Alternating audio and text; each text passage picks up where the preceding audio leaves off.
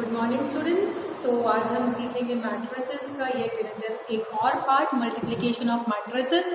But जो हमने last video में किया था addition of matrices, subtraction of matrices, उसके कॉन्टिन्यूएशन में एक दो क्वेश्चंस और कराती हूँ जो उस दिन रह गए थे।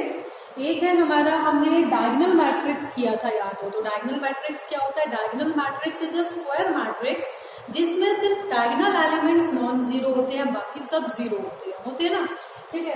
तो डायगोनल जो मैट्रिक्स होता है वो मान लो 3x3 ऑर्डर का है, आई एम टेकिंग, और मान लो ये हमारा डायगोनल मैट्रिक्स है जिसमें डायगोनल एलिमेंट्स को छोड़ के सब जीरो, ठीक है। तो इसको पूरा लिखने की बजाय ना हम ऐसा भी लिख सकते हैं, डायगोनल 1, 2 and 3। तो इससे ना तुम्हें क्लियर हो जाना चाहिए कि ये 3x3 ऑर्डर का डायगोनल मैट्रिक्स है जिसमें डायगोनल पे हमारा 1, 2, 3 है और बाकी सब जीरो है, ठीक है। तो इसी में ना एक क्वेश्चन दिया हुआ है, if A is diagonal matrix 2, -5 and 9। A is diagonal matrix 2, -5 and 9 and B is diagonal matrix -3, 7 and 14। जो B है वो भी एक डायगोनल मैट्रिक्स है, -3, 7 और 14। C जो है 4, -6 and 3, 4, -6 and 3, this is also a diagonal matrix, ठीक है। This is C। तो हमें क्या करना है, we have to find A + 2B। हमें निकालना है A + 2B, ठीक है। मान लो ये हमारा डायगोनल मैट्रिक्स है, इसके साथ ही एक और मैं डायगोनल मैट्रिक्स लिख लूँ। For example 2, 0, 0, 0, here it is 1 and here it is 4। ये मेरी डायगोनल मैट्रिक्स है। हमें इन दोनों को अगर ऐड करना हो, इन दोनों को, तो देखिए क्या होएगा, 1 और 2 3 हो गया, बाकी 0, 0, 0, 0, 0, 0, 0, 2 and 3 5, here also 0, here 0, then 0, 4 and 3 6, 7। तो आपने ये देखा होगा कि जो एडिशन है वो सिर्फ डायगोनल एलिमेंट्स पे हुआ, बाकी और कहीं कोई फर्क नहीं पड़ रहा, ठीक है। तो हमें अगर A + 2B या कुछ भी हमें ऑपरेशन करना है तो वो सिर्फ डायगोनल एलिमेंट्स पे होएगा और कहीं कोई फर्क नहीं पड़ेगा, ठीक है। तो 2B ट्वाइस ऑफ B हम यहाँ से निकालेंगे, ट्वाइस ऑफ B क्या होएगा, इनको 2 से मल्टीप्लाई करेंगे और कहीं करने की नीड नहीं है, -6, 14 and 28। उसके बाद हमें क्या करना है, A + 2B, तो इसको और इसको ऐड करना है, ठीक है, दोनों को। नाउ -6 + 2 कितना हो जाएगा, -4, 14 -5 कितना हो जाएगा, 9। उसके बाद 28 and 9, दिस विल बी 37। तो हमारे पास एक डायगोनल मैट्रिक्स आ जाएगी जिसके एलिमेंट्स होंगे -4, 9 and 37। तो आई थिंक ये मेथड क्लियर हो गया होगा आपको कि डायगोनल इस तरह से लिखा है तो these are the diagonal elements. और जो भी हमें मल्टीप्लिकेशन करना है या सब्ट्रैक्शन करना है, एडिशन करना है, वो हमारा सिर्फ डायगोनल एलिमेंट्स पे होगा, ठीक है। Now moving on to the इसका हम एक और क्वेश्चन करते हैं, फाइंड। एनसीईआरटी का ही है हमारा एक्सरसाइज का क्वेश्चन।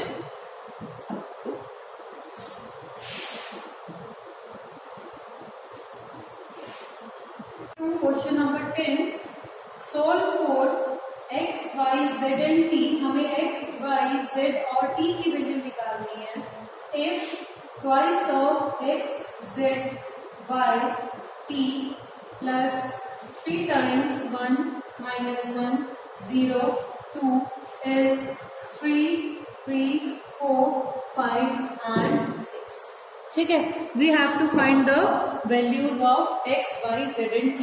ये इक्वालिटी ऑफ मैट्रिसेस का क्वेश्चन हो जाएगा ना एक तरह से। पहले हम इनको क्या करेंगे, ऐड करेंगे, और उससे पहले भी हमें क्या करना पड़ेगा, इसकी स्केलर मल्टीप्लिकेशन। तो 2x + 2z 2x 2z 2y and 2t plus 3 -3 0 and 6, 3 से मल्टीप्लाई कर दिया सबको। हेयर ऑल्सो 9 15 12 18, ठीक है। इसके बाद ये दोनों प्लस में है तो आई will gate 2x + 3 2z 2t plus 6 is equal to 9, 12, 15 and 18. Now equality of matrices के हिसाब से first element will be equal to the first element, तो 2x plus 3 इक्वल हो जाएगा 9 के, 2x is equal to 9 minus 3, 2x is equal to 6 and x is equal to 3. Similarly 2z minus 3 15 के equal हो जाएगा, z की value आ जाएगी, 2y जो है 12 के इक्वल आ गया, y की वैल्यू आ गई, एंड 2t plus 6 जो है वो 18 के इक्वल आ गया, and you will get the value of t. ठीक है, तो आई थिंक ये क्वेश्चन क्लियर हो गया होगा आपको, how we have to do that. और now moving on to the multiplication. Multiplication कैसे की जाती है, बहुत इंपॉर्टेंट जो है वो टॉपिक है आपका मैट्रिसेस का, तो we are moving on there. ठीक है, multiplication of matrices.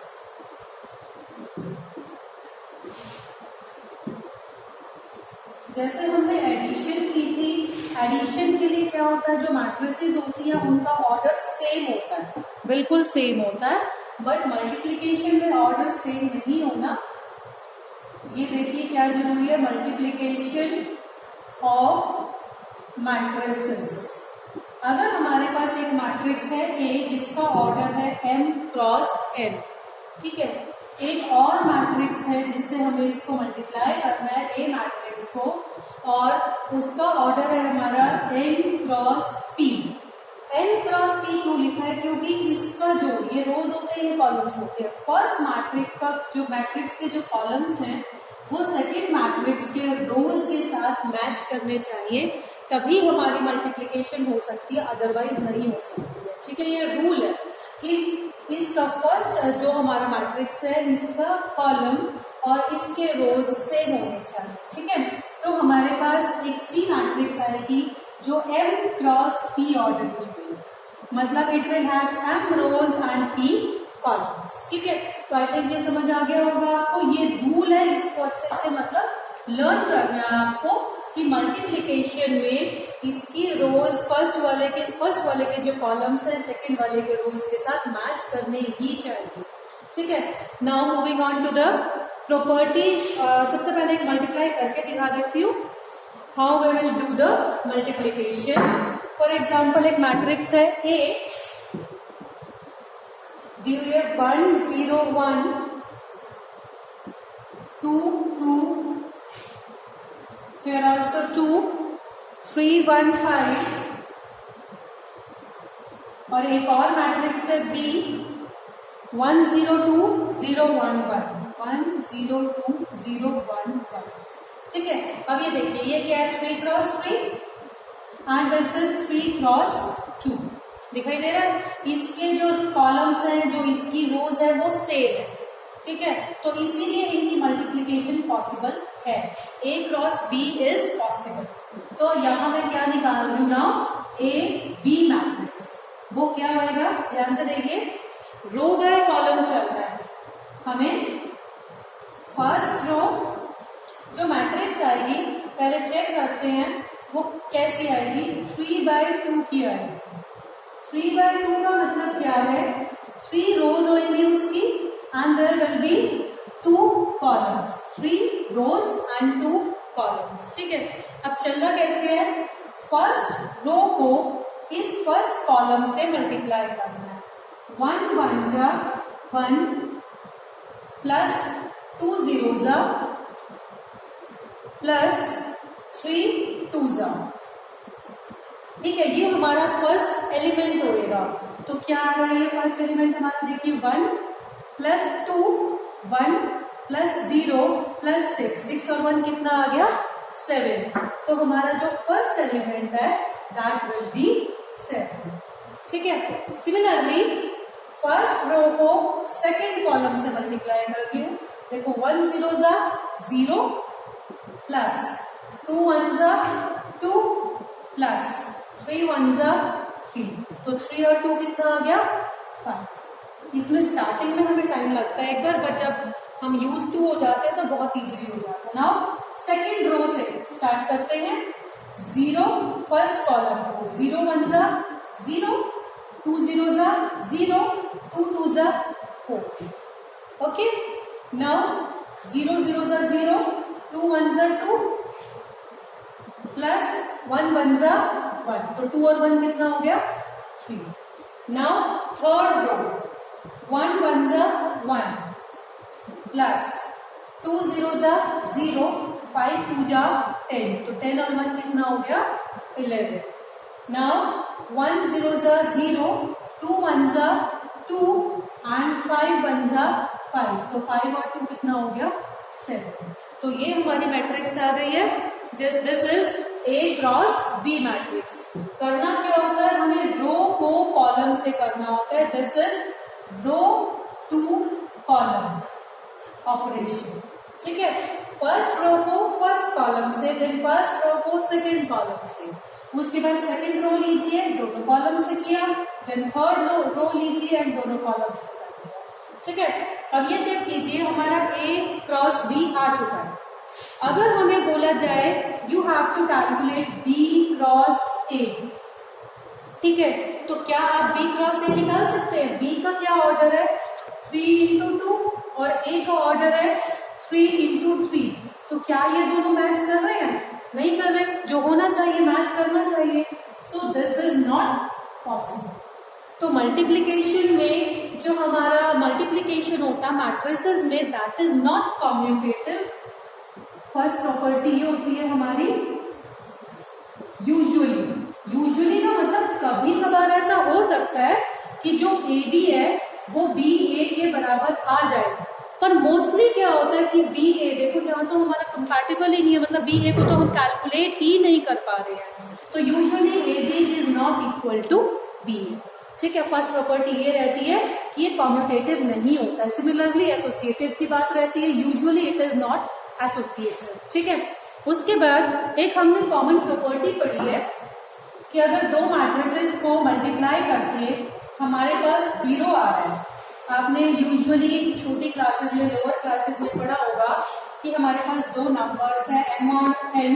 Lower classes में जैसे किया है कि हमारे पास अगर m और n दो हमारे पास एलिमेंट्स हैं, मल्टीप्लाई करके 0 आ रहा है, तो ये जरूरी होता है कि या तो m 0 होगा या n 0 होगा या दोनों 0 होंगे तभी आंसर 0 आता है. But in the case of matrices ये बिल्कुल भी जरूरी नहीं होता कि दोनों में से एक मैट्रिक्स 0 हो, नल मैट्रिक्स हो, तभी आंसर 0 आएगा.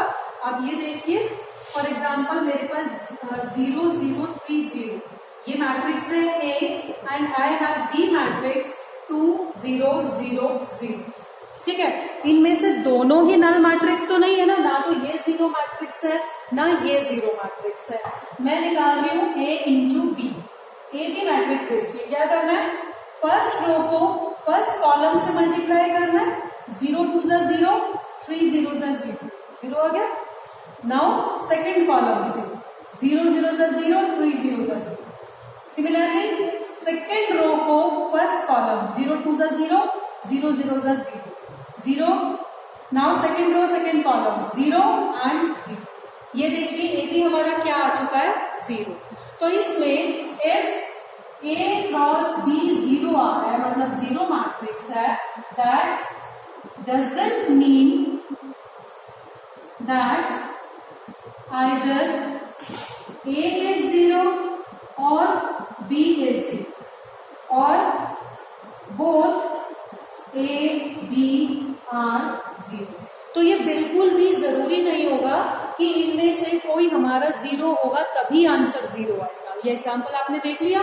ठीक है, तो मैं यहाँ कई बार बच्चे जो है 1 मार्क्स क्वेश्चन में या इसको गड़बड़ कर जाते हैं कि अगर हमें A क्रॉस B 0 दिया हुआ है तो इसका मतलब A और B 0 होना चाहिए, बट बिल्कुल भी ये जरूरी नहीं है. It is not at all necessary here in the case of matrix. ठीक है, उसके बाद एक और चीज, मल्टीप्लीकेशन ऑफ मैट्रिसेस में A स्क्वायर मतलब पावर्स ऑफ एनी मैट्रिक्स हम कैसे निकालते हैं. Power of any matrix, for example अगर मुझे एक मैट्रिक्स दी हुई है A 2 3 2 एंड 1 और मुझे निकालना है A स्क्वायर, तो A स्क्वायर का मतलब क्या होगा A इंटू A. ठीक है, तो इसका मतलब मुझे इस मैट्रिक्स को 2 बार लिखना है और मल्टीप्लाई करना है. I have to multiply this matrix by this matrix. ऐसा मत करना कि 2 का स्क्वायर 4 हो गया, 3 का स्क्वायर 9 हो गया, ऐसा नहीं होता, इसमें हमें मल्टीप्लाई करना है, ठीक है।